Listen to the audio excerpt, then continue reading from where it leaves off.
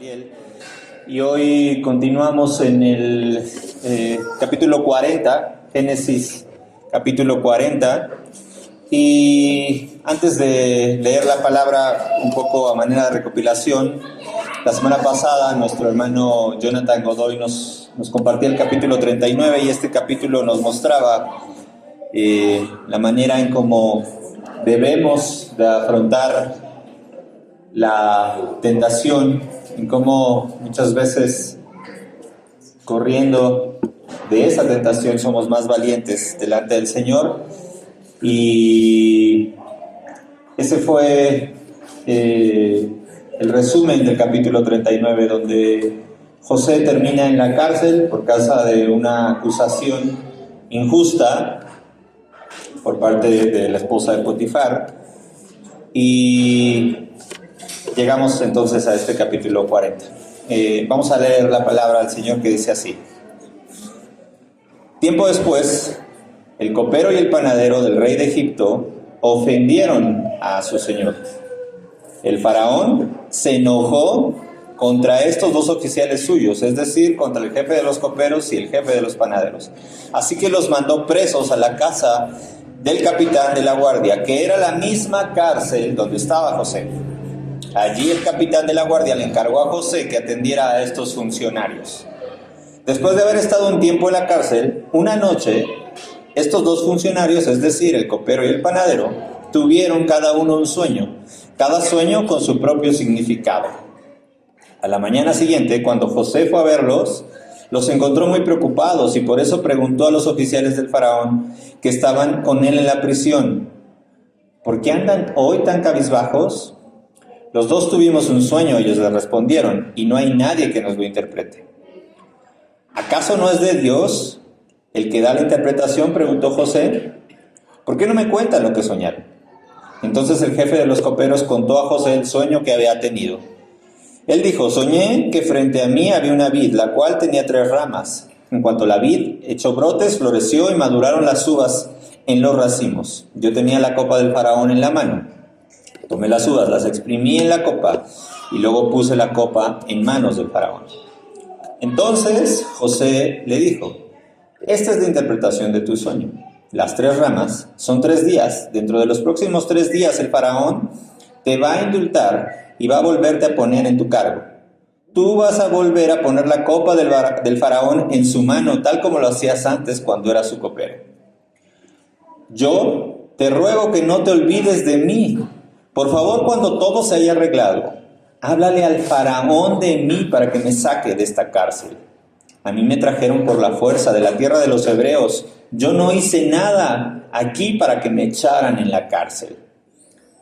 Al ver la interpretación y que ésta había sido favorable, el jefe de los panaderos le dijo a José: yo también tuve un sueño, y en ese sueño llevaba yo 3 canastas de pan sobre la cabeza. En la canasta de arriba había un gran surtido de repostería para el faraón, pero las aves venían a comer de la canasta que llevaba sobre la cabeza. José le respondió: esta es la interpretación de tu sueño. Las 3 canastas son 3 días. Dentro de los próximos 3 días el faraón va a mandar a que te decapiten y a que te cuelguen de un árbol, y las aves van a devorar tu cuerpo. En efecto, 3 días después pasaron y el faraón celebró su cumpleaños y ofreció una gran fiesta para todos sus funcionarios. En presencia de estos, mandó sacar de la cárcel al jefe de los coperos y al jefe de los panaderos. Al jefe de los coperos lo restituyó en su cargo para que una vez más pusiera la copa en manos del faraón. Pero tal como lo había predicho José, al jefe de los panaderos mandó a que lo ahorcaran. Sin embargo, el jefe de los coperos no se acordó de José, sino que se olvidó de él por completo. Padre, te damos gracias por otro día que nos das la oportunidad de conocerte un poco más, por otro día que nos das la oportunidad de meditar en tu palabra, de escuchar tu voz y de recibir ese mensaje que has preparado desde y para la eternidad para nosotros. Te damos gracias por este tiempo, te damos gracias por la comunidad, te damos gracias por los hermanos, te damos gracias por tu iglesia.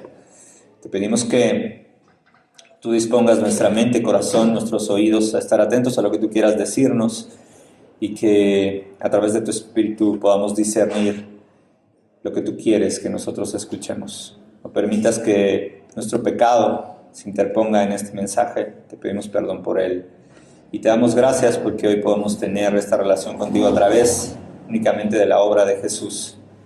En su vida, muerte y resurrección, que has puesto también esto como verdad para que creamos en esto y dirija nuestra vida.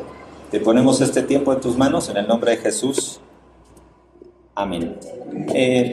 Hermanos, hoy esta prédica un poco la preparaba no a un nivel, digamos, tan expositivo, no irnos versículo por versículo, y un poco trataba de discernir qué escenarios podamos destacar en este capítulo en particular. Es un capítulo que cuando lo leía me parecía triste si solamente existiera este capítulo de manera independiente, sin el contexto que nosotros conocemos y lo que ha de venir. Es un capítulo que pone nuevamente el corazón de José a prueba y que lo deja en stand-by, ¿no? Que lo deja en espera. Entonces hoy quisiera que identificáramos 3 puntos en particular a partir de lo que este pasaje nos dice. Y el primero es, a manera de introducción, que Dios está involucrado en todos los detalles de nuestra vida. Dios está involucrado en todos los detalles de la vida de José. Dios está involucrado en todos los detalles de la vida de cada uno de nosotros. El segundo punto que quiero que nos llevemos es que Jesús no nos olvida. Y por último, el tercero es un punto que quiero que tengamos en nuestra mente cuando nos vayamos de aquí, que normalmente no es tan agradable, y es que debemos de esperar aun cuando Dios calla. Entonces, nuevamente estos 3 puntos, llévenselos. Dios está involucrado en todos los detalles de nuestra vida. Jesús nunca nos olvida y es necesario esperar, inclusive cuando Dios parece que calla. ¿Vale? Y comenzando en este orden, quisiera que un poco revisáramos cómo hemos llegado hasta este punto. En Génesis vamos en el capítulo 40 y llevamos un 80% de avance del total del libro. Y hasta aquí podemos hacer una recopilación que nos da detalles importantes acerca del contenido de lo que hemos visto. Y me refiero a que nos preguntemos por qué Dios, en particular, en este caso, en la vida de José, da mucho más detalle que sobre cualquier otro individuo en este capítulo. Es interesante la estructura que tiene el libro de Génesis.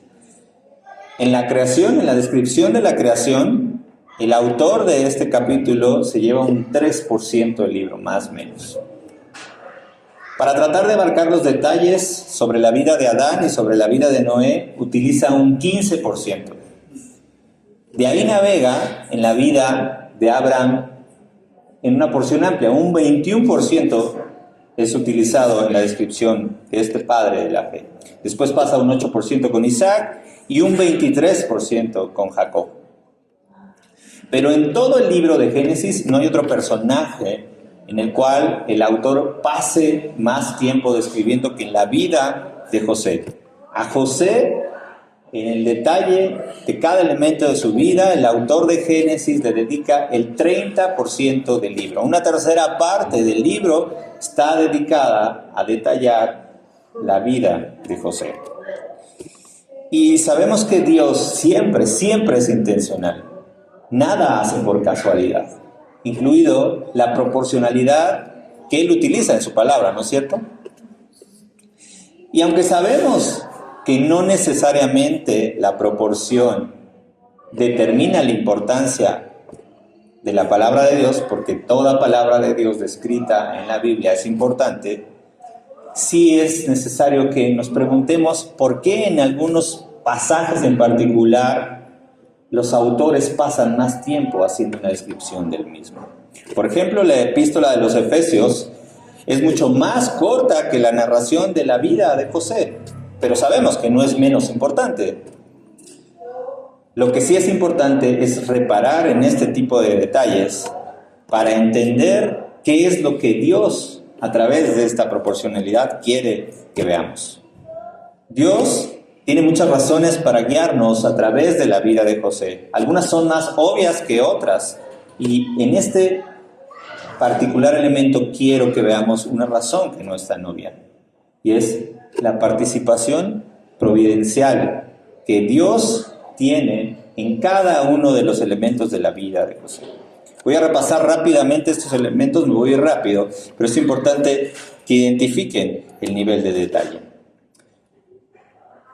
Empezamos en Génesis 30, donde el lugar de José en el orden del nacimiento, el orden él tiene entre sus hermanos, era parte del plan de Dios. Esto significa que la agonizante lucha de Raquel con la infertilidad también era parte del plan de Dios. La preferencia romántica inclusive de Jacob por Raquel, es decir, el favoritismo que él tenía sobre ella, también era parte del plan de Dios. Los sueños proféticos de José eran obviamente parte del plan de Dios, eso se ve en el capítulo 37. Los celos que sus hermanos tenían contra José, en este mismo capítulo 37, también eran parte del plan de Dios, es decir, la rivalidad que existía entre los hermanos, los conflictos familiares que han presentado en esta historia. La traición malvada, asesina y codiciosa de sus hermanos también era parte del plan de Dios. El engaño de más de 20 años que hicieron sus hermanos a su propio padre respecto a la muerte de José también era parte del plan de Dios y lo que él permitió. Que existiera un comercio de esclavos malvados en ese tiempo era parte del plan de Dios. La complicidad, la corrupción de Potifar con este comercio de esclavos y su posición en Egipto también era parte del plan de Dios. Los extraordinarios dones administrativos que Dios le da a José eran parte de su plan para colocarlo al lado de aquel que tenía el poder en ese tiempo. El favor, la gracia que le da a José delante de Potifar también eran parte de su plan. El hecho de que la esposa de Potifar se entregara a la inmoralidad sexual era parte de su plan. La deshonestidad de la esposa al mentir para inculpar a José seguía siendo parte de su plan. El juicio injusto de Potifar sobre José también lo era. La prisión particular a la que José fue enviado, la que recibiría en el futuro al copero y al panadero del cual estamos hablando, no escapaba del plan de Dios. El favor que vuelve a recibir José en la dirección de esta prisión sigue siendo la continuidad del plan. La conspiración de alto nivel y su exposición que resultó en el encarcelamiento del copero y del panadero también eran parte del plan de Dios. El que José tuviera que cuidar específicamente de ellos sigue siendo parte de todo este plan. Los sueños que el copero y el panadero tienen también lo son. El cuidado compasivo de José por los corazones atribulados al ellos expresar lo que sentían seguía siendo parte del plan. El que ellos confiaran para contarle estos sueños a José seguía haciéndolo. José, teniendo el don de discernir estos sueños, sigue siendo parte de lo que Dios había planeado desde el principio. Los procesos judiciales egipcios existidos en ese tiempo para liberar al copero y al panadero eran parte del plan. El hecho de que el copero no recordara a José durante 2 años era parte del plan de Dios. ¿Se dan cuenta? De todos los elementos, más de 20 elementos que tuvieron que suceder, por nombrar algunos, para que llegáramos a este punto, no fue parte de la casualidad. Es la providencia de Dios, la soberanía de Dios dirigiendo la vida de José para llevarlo hasta este punto en la cárcel. José tuvo un papel único que desempeñar en la historia de redención. Pero piensen esto. La intencional participación de Dios en la vida de José no es exclusiva de la participación de Dios en la vida de cada uno de nosotros. El haber llegado hoy, aquí, en esta fecha, a escuchar este sermón, es parte del plan de Dios para la vida de cada uno de nosotros. El cómo están hoy los corazones de cada uno de ustedes, mi corazón, es parte del plan de Dios. Y Él va a cumplir siempre ese plan para que sus propósitos tengan efecto. Una de las muchas razones por las que Dios nos hace zoom a la vida de José es para mostrarnos cuán activo es. Es un Dios que se relaciona con su creación, no es un Dios ausente que tira los dados y entonces dice a ver qué pasa. Dios nunca nos abandona a lo largo del camino. No importa si las circunstancias a nuestro alrededor parecen buenas o se miran malas. José conoció la cercanía de Dios cuando despertó de sus sueños proféticos y probablemente cuando él obtenía gracia delante de sus superiores. Pero pregúntense esto, ¿qué tan cerca se sentía José de Dios cuando estaba en el pozo de la traición por parte de sus hermanos? ¿Qué sentía él en su corazón cuando estaba encadenado en esta caravana ismaelita que lo llevaba hacia Egipto? O cuando fue acusado injustamente de esta violación, o cuando fue atrapado por años en la prisión, cuando fue olvidado. Pero podemos ver, lo decía el último versículo del capítulo anterior, que Dios todo el tiempo estuvo allí, trabajando todas las cosas conjuntas para el bien de José, pero no solamente para su bien, sino para el bien de millones de personas, incluidos los que estamos hoy aquí.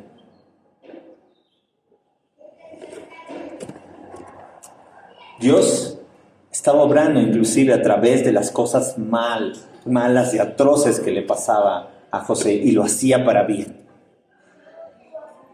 Nosotros podemos decir eso porque capítulos más adelante sabemos lo que José mismo le dijo a sus hermanos en Génesis 50:20, cuando dijo: en cuanto a ti, quisiste hacer mal en contra de mí, pero Dios lo quiso para bien, para que muchas personas se mantuvieran vivas como lo son hoy. Y es importante que entonces identifiquemos este nivel de detalle para entender el involucramiento que Dios tiene en todos, absolutamente todos los elementos de nuestras vidas, hermanos. Hoy estamos vivos porque Él en este momento ya estaba trabajando. Hablando de la vida de José, cuando Él se refiere, Dios lo quiso para bien, para que muchas personas se mantuvieran vivas como lo son hoy, se refiere también a nosotros. Y es importante que ese nivel de detalle lo entendamos como nuestro. Lo que nos pasa en el día a día, sea bueno o sea malo, el cómo se siente en nuestro corazón, sea bueno o sea malo, es parte del involucramiento de Dios en nuestras vidas y sigue siendo parte de su plan. Nunca estamos fuera de Él. Y la narración de la vida de José, entre muchas otras cosas, es una carta,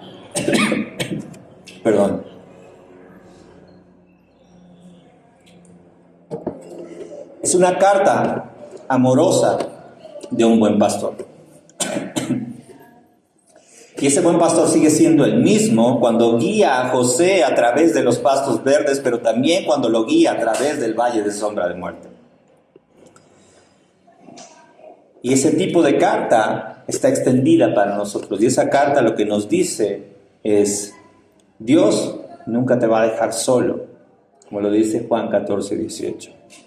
Dios siempre va a estar contigo, como lo dice el Salmo 23:4. Dios siempre está trabajando absolutamente todas las cosas para bien, Romanos 8:28. Y por último, Dios va a estar contigo hasta el final, Mateo 28:20. No importa dónde estemos hoy, hermanos, no importa dónde nos lleve Dios mañana, Él siempre estará trabajando para aquellos que confiamos en Él, para nuestro bien. Y un día veremos esto de manera clara. Un día veremos que todo el plan que tuvo para nuestras vidas valió la pena cuando estemos delante de su presencia. Punto número 2. Jesús nunca nos olvida. Vean lo que dice el versículo 14 de nuestro capítulo, Génesis 40:14. Es una petición, es un ruego que José está haciendo. Él dice: solo acuérdate de mí, pidió José, cuando estés bien por favor hazme la bondad de mencionarme a Faraón para que él me saque de esta cárcel. José estaba en prisión y acaba de interpretar de manera favorable el sueño del copero. En 3 días el copero sería liberado. Y el ruego de José es: solo acuérdate de mí. Solo háblale de mí al faraón. Y lo que profetizó José se cumplió. En 3 días el copero fue sacado de la celda. Quizás José pensó entonces, solo ha de ser cuestión de tiempo. ¿No es así? Pasaron 3 días. Pasaron 3 días más. Pasaron 5 días. Pasó una semana. Pasaron 2 años enteros. Y no pasó nada. Una vez que el copero es ascendido y restaurado en su lugar, el último versículo de este capítulo dice: el principal copero no se acordó de José, sino que se olvidó de él. Y decía, este capítulo en cierta parte se me hace triste. Y esta es una parte de ellas. Porque nosotros sabemos que el olvido duele, ¿no es cierto? Todos, absolutamente todos, hemos sido olvidados en algún momento de nuestra vida y conocemos el dolor de esperar que alguien se acuerde de nosotros. Alguien que dijo que aparecería cuando lo necesitáramos. Alguien que dijo que llamaría. Alguien que dijo que iba a escribir. Alguien que dijo que iba a orar por ti. Alguien que dijo que llegado el tiempo estaría a tu lado.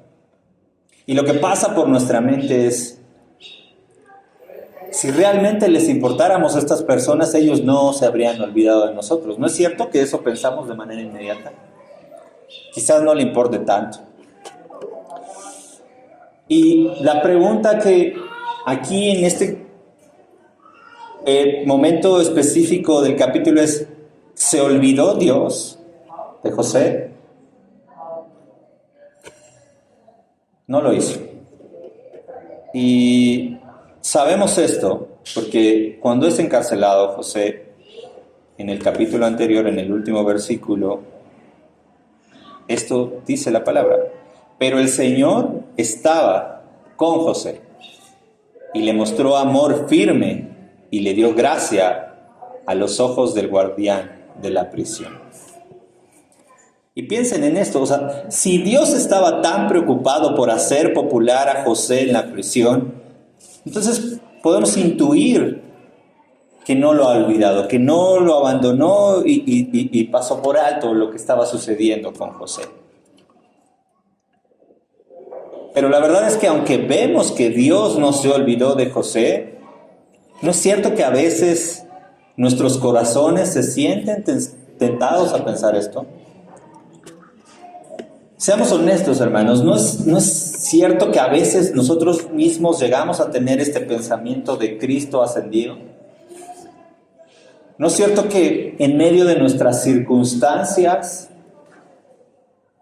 en medio de nuestro dolor, en medio de nuestra frustración, en medio de nuestra ansiedad, en medio de nuestra depresión, llegamos a pensar: quizás Jesús tenga cosas importantes que hacer y yo no soy una de ellas? Quizás al que hacía la lista de las personas por las cuales se tenía que ocupar Jesús se le olvidó poner mi nombre. Muchas veces vemos a Jesús como este copero, ¿no es cierto?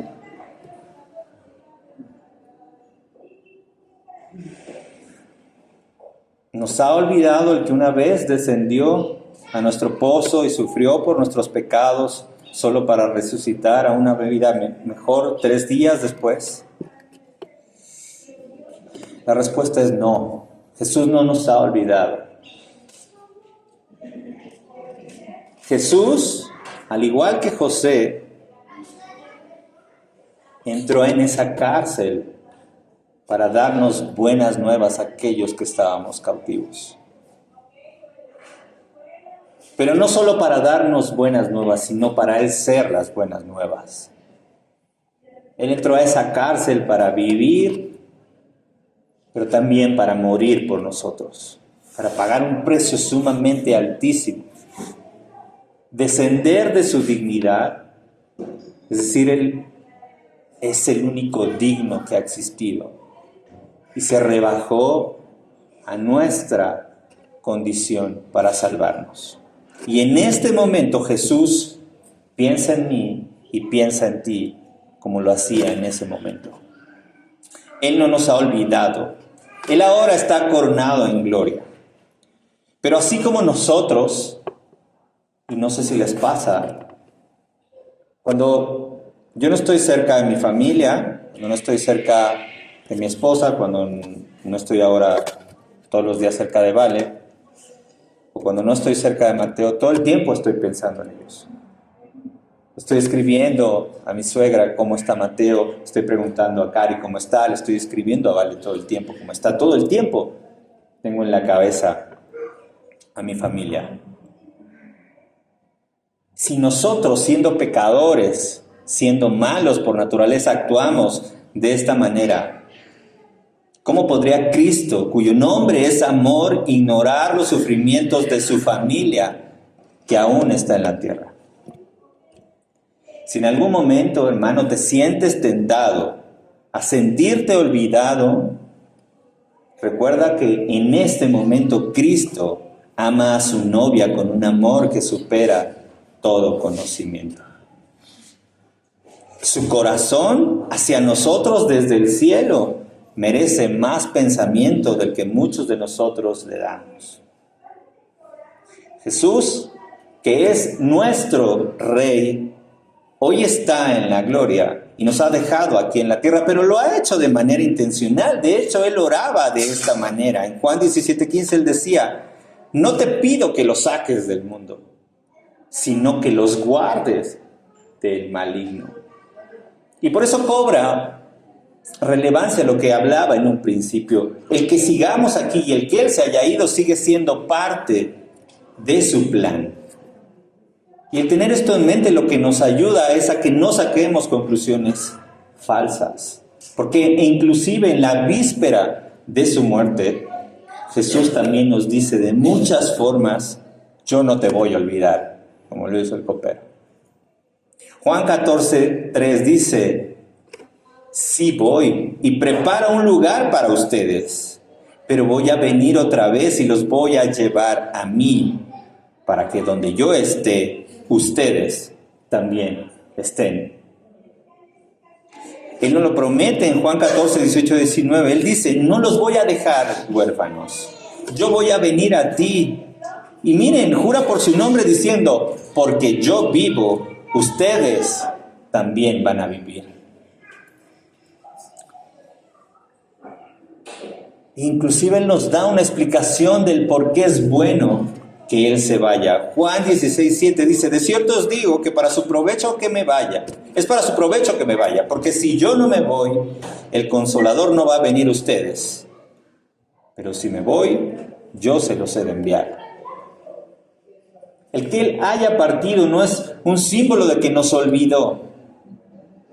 Es un símbolo de su naturaleza llena de gracia, que tiene algo mejor para nosotros. Ahora el Consolador está con nosotros. Si Él no se hubiera ido, esto no hubiera podido pasar.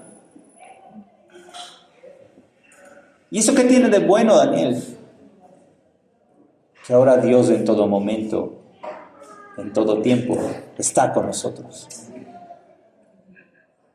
Y el que el Espíritu hoy esté con nosotros es como un arra que Él nos da como símbolo de compromiso de que Él ha de volver. Y Él lo garantiza, Juan 16:22, cuando dice, ahora tienen tristeza, pero yo los voy a volver a ver de nuevo, y sus corazones se regocijarán, y nadie, absolutamente nadie, les va a quitar ese gozo. De hecho, en la noche más oscura de la historia, Cristo sigue llevando a su pueblo en su corazón y lo lleva al Padre cuando dice, Padre, deseo que también ellos a quienes me has dado estén conmigo donde yo estoy, para ver mi gloria que me has dado porque me amaste antes de la fundación del mundo. Estamos a punto de celebrar una boda y dentro de 2 semanas celebraremos otra. Y si alguien se anima, quizás otra más. Pero aprovechemos estas oportunidades para recordar lo que el matrimonio representa. Jesús no va a olvidar a su novia. Y la buena noticia es que aquellos que hemos creído en Él,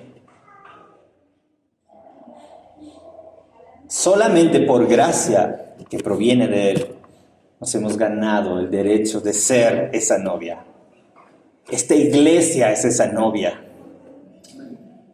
Y la novia que Él está preparando, santificando, limpiando, es la recompensa de su sufrimiento y de su angustia.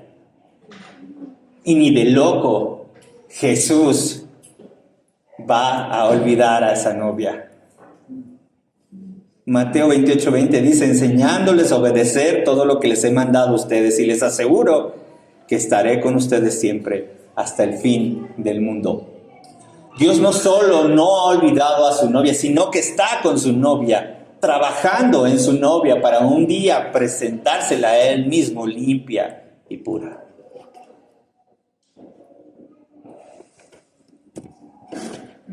Y eso, hermanos, no solo nos debe apuntar a recordar que Jesús nunca nos olvida, sino también a nosotros nunca olvidar a nuestro Redentor.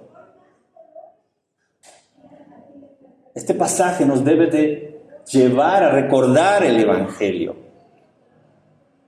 El copero olvidó a su Salvador. Y José no salvó exactamente al copero, pero sí trajo buenas nuevas. Cada minuto que vivió el copero, cada lujo que disfrutó después estando con Faraón, cada pequeño reconocimiento que pudo haber recibido, fue el cumplimiento de las palabras de José que le trajo buenas nuevas. Pero el copero se olvidó de su Salvador. ¿Cuánto más horrible sería para nosotros olvidarnos de aquel que nos trajo buenas nuevas? Cuánto más horrible sería dar por sentado a aquel que quitó el pecado que nos condenaba.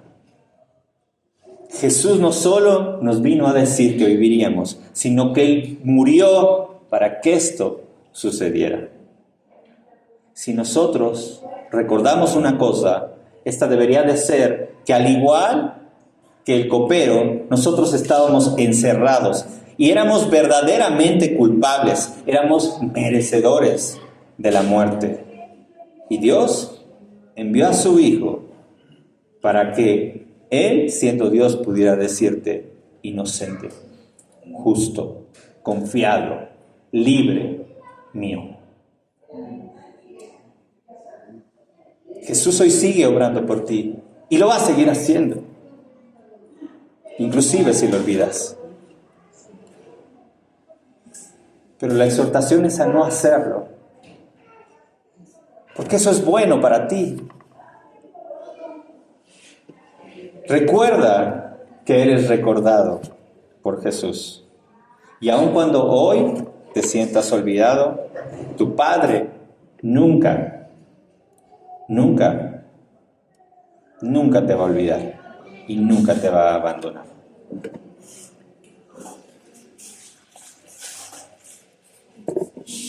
Por último, llegamos al final de nuestro capítulo. El último versículo dice: sin embargo, el jefe de los coperos no se acordó de José, sino que se olvidó de él por completo. Después de todo lo que le ha pasado a José, todo lo que ha sucedido en su vida, llega a este momento. Y nuevamente quisiera que nos enfocáramos en este capítulo como si no conociéramos lo que pasa adelante. Si aquí terminara la historia, A José no le queda otra más que esperar. Él no sabe qué está pasando afuera. Quizás por la mente le pasó igual y me equivoqué y mataron también al copero. A él solo le queda esperar. Y hermanos, la llamada a esperar en Dios, que sabemos que Dios estaba con José, siempre va a ser una invitación a la confianza y a la esperanza. Pero seamos honestos, esperar es difícil. Esperar muchas veces inclusive es doloroso. Y no podemos tapar el sol con un dedo fingiendo ser muy espirituales al hablar de este tema. La verdad es que nuestros corazones lo que menos quiere es experimentar este escenario. Y es porque muchas veces en medio de la espera lo que saboreamos es desesperación, es incertidumbre, es ansiedad. La misma ansiedad que el salmista en el Salmo 13:1 describe de esta manera. ¿Hasta cuándo, oh Señor, me olvidarás para siempre? ¿Hasta cuándo vas a esconder de mí tu rostro? ¿Han estado ahí alguna vez? Estoy seguro que sí. Y si no, perdónenme las noticias, pero van a estar. Van a estar en esa etapa de la vida donde la verdad lo que menos queremos escuchar es: espera en el Señor, hermano. Y esa frase no solo es buena, sino es verdadera. Pero la verdad es que la sentimos amarga, porque es posible que en este preciso momento estemos luchando contra el pensamiento que hablábamos hace un momento. Si Dios quizás me olvidó. Hubo un periodo, hace 2 años, más o menos, en el 2021, no más o menos, en el 2021, en febrero, cuando mi padre enfermó de COVID. Y previo a su muerte, casi todas las mañanas, durante 2 semanas, yo le tiraba preguntas a Dios. De manera honesta, yo lo que le decía es: ¿qué estás pensando? Le preguntaba: ¿esto que está sucediendo es lo mejor para mí? Y en ese tiempo estábamos en pandemia y en la iglesia que estábamos nos tocaba predicar de manera remota, es decir, en línea. Y en esas 2 semanas, no recuerdo bien la fecha, pero me tocaba predicar a mí. Y algo que le preguntaba mucho es: en la circunstancia en la que estoy, ¿realmente esperas que aparezca este domingo y les diga a todos lo genial que tú eres? Y después de 2 semanas mi padre murió. Murió un domingo, y después de todo el shock y todo el dolor que esto representó, la noticia de escuchar esto de parte del hospital, yo tuve que ir al hospital para recoger su cuerpo. Y estuve casi 4 horas esperando. 4 horas esperando en silencio, porque no podía hablar con nadie más, esperando a que me entregaran su cuerpo.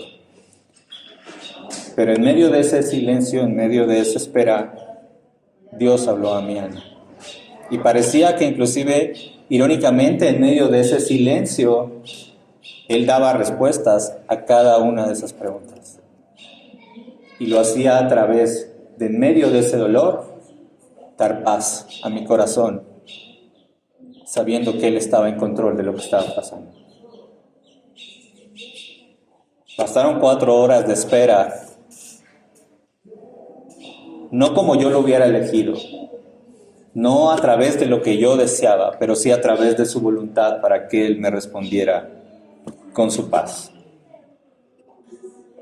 Y muchos de nosotros hemos caminado ese camino de Emmaús, ¿no es cierto? Abrumados por el dolor, plagados de preguntas, nos preguntamos dónde está Dios, sin darnos cuenta que todo el tiempo, absolutamente todo el tiempo, Él sigue caminando al lado de nosotros. Todos hemos estado en algún momento en esa sala de espera divina. Y a través de esa espera es que Dios nos da la oportunidad, hermanos, de aprender mucho.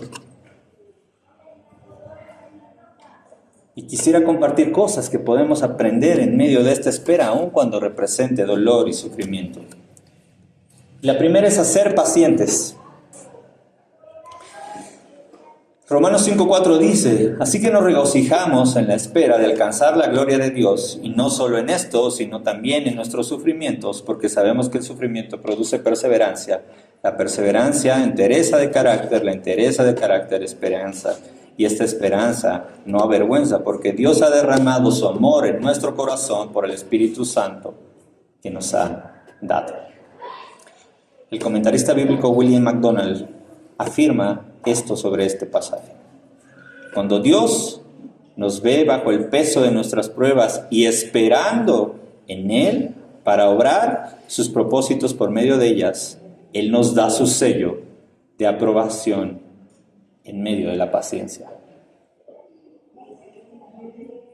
Dios, a través de la espera, por su infinita gracia, nos enseña a ser pacientes. 2. Dios nos enseña a ser humildes. Por el contrario, cuando nosotros somos orgullosos, lo que menos queremos es esperar, porque lo que creemos es que merecemos todo y creemos que lo merecemos ya.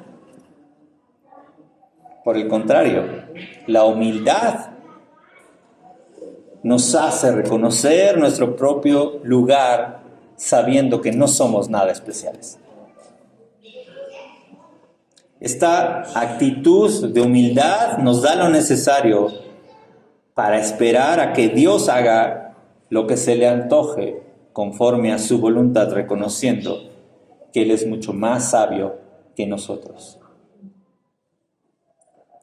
Hace poco compartí con algunos hermanos el que me ayudaron a orar porque estuve concursando por una vacante. Y fue un proceso largo, yo creo que como de mes y medio. La verdad, esa espera me generó mucho estrés. Pero aún cuando la vacante no la conseguí, Dios en medio de esa espera me hizo darme cuenta de dónde estaba mi corazón. Que lo que menos me importaba era ser mejor trabajando para Él, ayudando a los demás, utilizando una posición de jerarquía para servirle y darle gloria. Solo quería ser reconocido y solo quería un ingreso mayor. Dios en medio de la espera te brinda paciencia, pero también te brinda humildad. Y ese es un regalo que muchas veces ignoramos por voltear nuestra mirada al sufrimiento que esa espera genera. 3. Nos enseña a ser más santos. Pablo dice en Romanos 5:3, la tribulación produce perseverancia. Esperar en el Señor durante la aflicción, hermanos, es necesario para que el Espíritu nos haga más santos, para que el Espíritu nos haga más parecidos a Jesucristo. Nosotros sabemos que Jesucristo es nuestra imagen. Es el espejo en donde nos debemos de mirar. Es aquello que debemos de anhelar ser. Y eso suena fácil y eso suena atractivo cuando vemos en Dios la gracia, cuando vemos en Dios la misericordia y decimos, sí queremos ser así. Pero no lo es o deja de serlo cuando vemos el sufrimiento de Dios, el sufrimiento de Jesucristo. Y eso no queremos replicar. La espera nos ayuda a ser más santos, inclusive viviendo el sufrimiento y pareciéndonos cada vez más a nuestro Salvador. 4. Nos enseña a ver nuestros ídolos morir. Muchas veces no podemos hacer nada, solo esperar. Nuestra capacidad, nuestra inteligencia, nuestros recursos no sirven de nada en momentos muy específicos de nuestra vida, muchas veces en más momentos de los que quisiéramos. Y no nos toca más que esperar, más que ser un espectador de lo que está pasando. Y eso no nos agrada, porque otra vez entramos en conflicto con nuestro orgullo. Pero es en ese momento que Dios, a través de la espera, te dice: ¿dónde estabas confiando? ¿Dónde estaba tu seguridad? Y Él te muestra esos ídolos donde descansaba tu seguridad, donde tu paz recaía. Y no solo te los muestra, sino que en su misericordia y gracia los destruye delante de tus ojos. Y te regresa a Él para saber que no puedes confiar en nadie que no sea Él. Destruye por puro amor hacia ti esos dioses falsos que estabas creando en tu corazón. 5, al mismo tiempo te ayuda a atesorar lo que vale en medio de la prueba. Nuestra tendencia es, irónicamente, desaprobar la sabiduría de Dios. Y en medio de la espera nos ayuda a valorar lo que realmente importa. El matrimonio, la familia, la iglesia.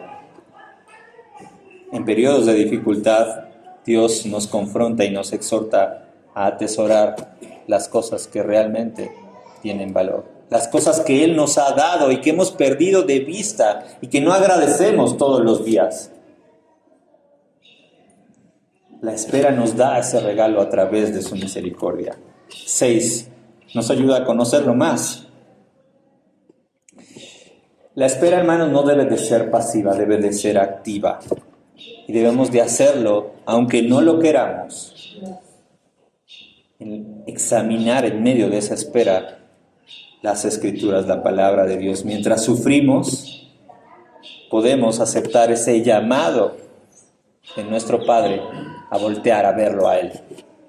Estamos tan ensimismados en las cosas que deseamos en medio de esa espera que perdemos de vista el lugar a donde siempre debemos de apuntar: los pies de Cristo.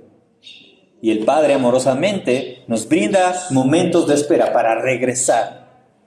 Nos brinda dolor para traernos de vuelta. La espera es y sigue siendo ese regalo que Dios nos da para conocerlo más. 7, para encontrar mi identidad en Cristo.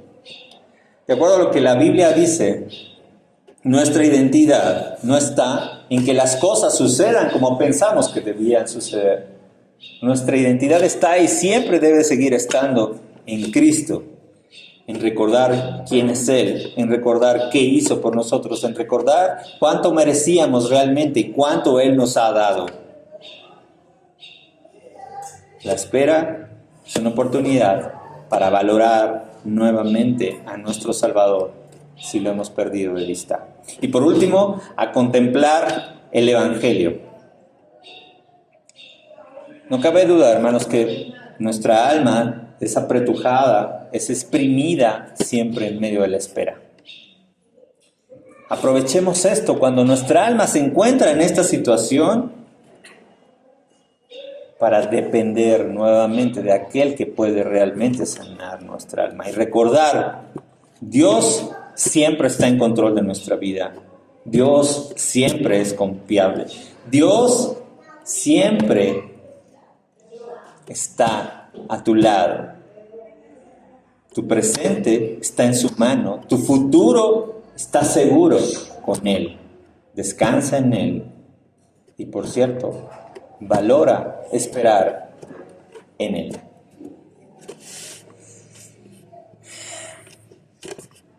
Hermanos, como cristianos, esperar es parte de lo que viene en el paquete. Eso es lo que hizo José durante 2 años. Eso lo había hecho previamente estando en el pozo, quizás unas horas, pero horas sumamente angustiantes, horas sumamente tristes. Y la Biblia está atestada de descripciones sobre personas que esperan. Moisés tuvo que esperar 40 años para comenzar su labor de liberación de su pueblo. Job tuvo que esperar mucho tiempo en medio de un sufrimiento inigualable para volver a ver, según sus propias palabras, a su Creador. Jesús inclusive tuvo que esperar 30 años para iniciar su propio ministerio. Esa es parte de la vida del cristiano y es parte de lo que debemos de aceptar. Es una realidad, no es algo de lo que podamos escapar. Y las cosas toman tiempo. Vivimos en un mundo donde cada vez nos gusta menos esperar, pero las cosas toman tiempo. Y no toman tiempo porque nosotros tengamos que esperar a Dios, sino porque Él tiene que esperar por nosotros. Él en medio de esa espera tiene que forjar nuestro carácter. No esperamos nosotros por Él, Él espera por nosotros. Nosotros no somos pacientes, Él es paciente. Pero debemos de tener algo en mente. Gracias a Dios, gracias a su misericordia, podemos confiar en que esa espera no es en vano. Su palabra dice que Él comenzó una obra en ti, que Él ha de terminar y de perfeccionar. Mientras tanto, nuestro trabajo es simplemente obedecer, amar, confiar y esperar.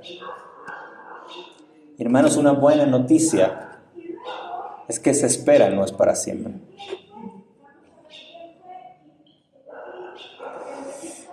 Hace más o menos 2 años, yo creo, ese mismo año, 2021, fue muy difícil para nosotros como familia. Y más o menos en estas fechas había ocurrido el accidente de mi suegro y él estaba en el hospital. Estuvo ahí un periodo largo y había que cubrir guardias extensivas durante toda la semana y Cari, Ale, mi cuñada y mi otro cuñado Carlos se repartían para cubrir estas guardias.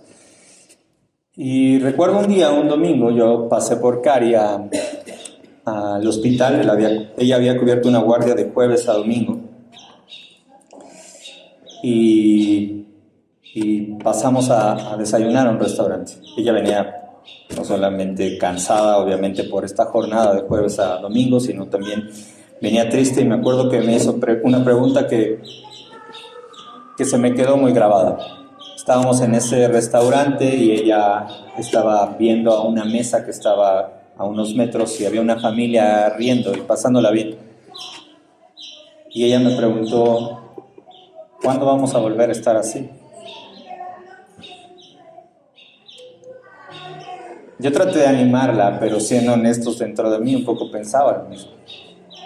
Porque cabe señalar que no solamente se trataba de ese escenario que de por sí era sumamente difícil, veníamos precedidos como familia de la muerte de mi padre en el inicio de ese año, después una salida ordenada pero muy triste de la iglesia en la que estábamos, un accidente donde gracias a Dios no hubo consecuencias fatales porque había sido fuerte de mi hermana en un auto.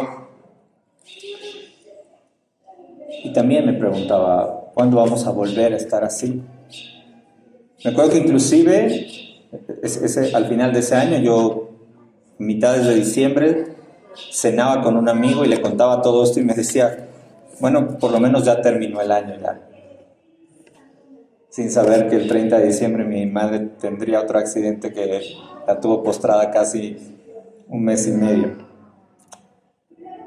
Y todo esto lo pasábamos sin estar en una iglesia. Y ese pensamiento, al igual que el de mi esposa, venía recurrentemente a mi cabeza y a mi corazón, ¿cuándo vamos a volver a estar igual? De esa familia. Y recuerdo un día que las cosas en mi mente y en mi corazón empezaron a caer en cuenta. Un día que Mike tomó una foto donde yo tenía cargando a Mateo y estaba alabando, comencé a darme cuenta cómo sin darme cuenta las cosas habían empezado a cambiar, gracias a Dios. Mi suegro no solamente se recuperó, sino que más tarde entregó su corazón a Cristo. Nació Mateo, pudimos integrarnos, gracias a Dios, a esta iglesia. Y hoy estamos aquí, a punto de celebrar una boda. Ese es Dios. Y no puedo describir hoy, porque no terminaríamos, los cambios que ha hecho en el corazón de cada uno de nuestra familia a través de estos sucesos. Pero Él no solamente es bueno haciendo esos cambios, sino que por su misericordia y su amor de repente te dice, te regreso ahí, en ese estado que querías estar. Y quizás mañana nos vuelva a hacer esperar. Pero lo que trato de decir es, esa espera tiene un propósito y esa espera se acaba. Y quizás no sea en esta vida, hermanos, porque la realidad es así. Pero esa espera sí se ha de acabar un día. Y ese día será para siempre. El penúltimo verso de la Biblia dice, el que da testimonio de estas cosas, es decir, Cristo Jesús, dice, ciertamente vengo en breve. Amén. Ven Jesús. Para que esa espera en la que todos estamos se acabe. Y hoy, no sé, hermano, si tú estás esperando algo en tu vida. Quizás estás esperando ese trabajo que sea complicado en llegar. Quizás estás esperando esa recuperación de esa enfermedad que ha complicado tu vida. Quizás estás esperando esa pareja que no ha llegado. Quizás estás esperando que se arreglen los problemas con esa pareja que sí llegó.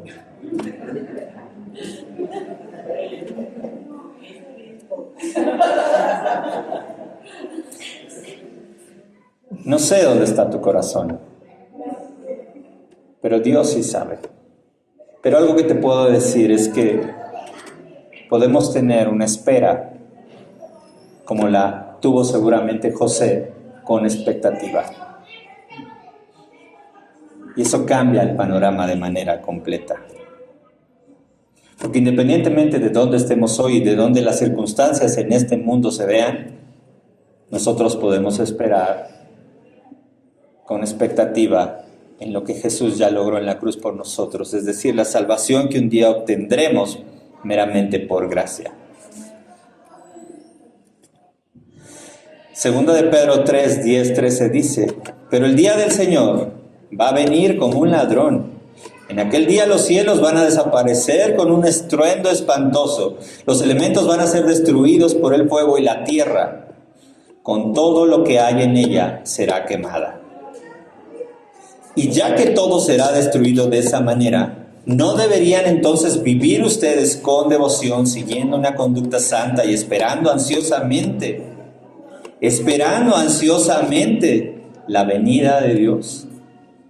Ese día los cielos van a ser destruidos por el fuego y los elementos se van a derretir con el calor de las llamas. Pero este versículo es increíble. Dice, pero según su promesa, nosotros esperamos un cielo nuevo y una tierra nueva en los que habita la justicia. No importa dónde tu corazón, a través de las circunstancias, te lleva, podemos seguir esperando con expectativa, pero según su promesa, nosotros esperamos. Y la expectativa es saber que eso se va a cumplir porque Él lo dijo. Un día nosotros esperamos ver cielos nuevos, tierra nueva, cuerpos glorificados, sin lágrimas, sin llanto, sin sufrimiento, pero sobre todo en la presencia de nuestro Salvador. Y podemos esperarlo al igual que José, porque Él prometió que lo haría. Amén. Padre, te damos gracias por tu infinita misericordia y te damos gracias porque nos permites en esta tierra esperar y porque esa espera representa tu amor, representa tu misericordia, representa tu gracia, llevándonos a través de cada hora, cada día, cada año que esperamos a parecernos un poco más a tu Hijo Jesucristo. Si a través de esa espera, el sufrimiento que tú permites para nuestras vidas, la angustia que tú generas, nos va a llevar a voltear, a verte a ti, te damos gracias por esa espera. Te damos gracias porque Jesús sigue siendo el elemento a imitar en esa espera. Te damos gracias porque Él tuvo que esperar colgado de un madero a que la ayuda llegara, inclusive sintiéndose desesperado al decir: ¿por qué me has abandonado? Y esa ayuda no llegó. Y no llegó porque tenía que suceder así, para que entonces nosotros pudiéramos hoy estar delante de tu presencia. Te damos gracias, Padre, por tu amor infinito. Te damos gracias porque hoy nos tienes aquí y te pedimos que siempre, siempre recordemos quién eres tú. En el nombre de Jesús oramos.